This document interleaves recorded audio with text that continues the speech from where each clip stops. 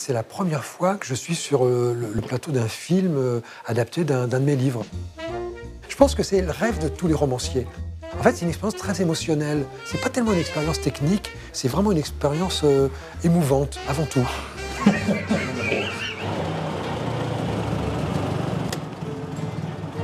J'ai pas une écriture cinématographique, contrairement à ce qu'on pourrait croire, mais j'ai une écriture visuelle. J'imagine pas où se trouve la caméra quand j'écris une scène. Hein. En revanche, je peux pas écrire une scène si j'ai pas, d'une certaine manière, visualisé ce qui s'y passe. Je la visualise très schématiquement. Hein, ça me suffit de savoir que bon, le personnage rentre, il va dire quelque chose. Mais ici, on a tout le détail, la fumée des cigares, la domesticité autour.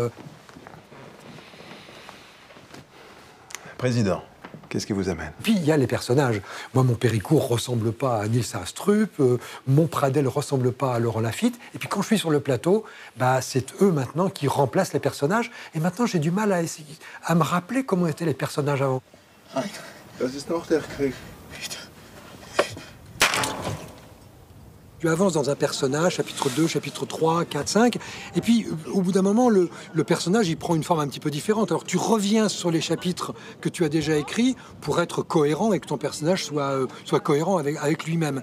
Et au début, Pradel n'était pas aussi méchant, mais plus je faisais méchant, et plus ça me faisait jouir, plus ça m'amusait, plus ça m'excitait. Alors j'ai décidé d'en faire un vrai méchant, donc je suis remonté dans le livre et je l'ai fait méchant depuis le début. Mais j'ai l'impression que ce que fait Laurent là, il est presque plus méchant que dans mon livre. Pour les masques, ça n'a rien à voir avec les masques que j'avais imaginés. J'avais, moi, imaginé les masques en prenant des photographies au musée des Arts Premiers, où j'avais photographié beaucoup de masques africains, de masques océaniens, et c'était à partir de cela que j'avais bricolé, moi, les masques d'Édouard. Et vraiment, une des plus-values qu'apporte Albert, c'est qu'il a décidé de travailler beaucoup plus sur l'aspect pictural. Ce qui fait que j'ai découvert des masques qui n'ont rien à voir avec ceux que j'avais imaginés, mais que je trouve dans l'histoire, à la limite, beaucoup plus cohérents et beaucoup plus pertinents. Il y a un certain nombre de choses comme ça qu'Albert a amené dans l'histoire, dont je me dis, ça c'est un peu dommage que ça vienne de lui, parce que j'aurais préféré que ça vienne de moi au moment du livre. Vraiment, jusqu'à hier matin, jusqu'à ce matin même, j'étais vraiment le père d'Au revoir là-haut.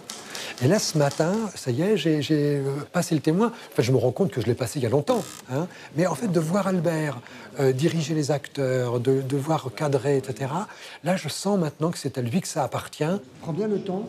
C'est vraiment au moment où je le vois diriger les choses, où il est dans son monde, que je comprends que ce monde ne m'appartient plus.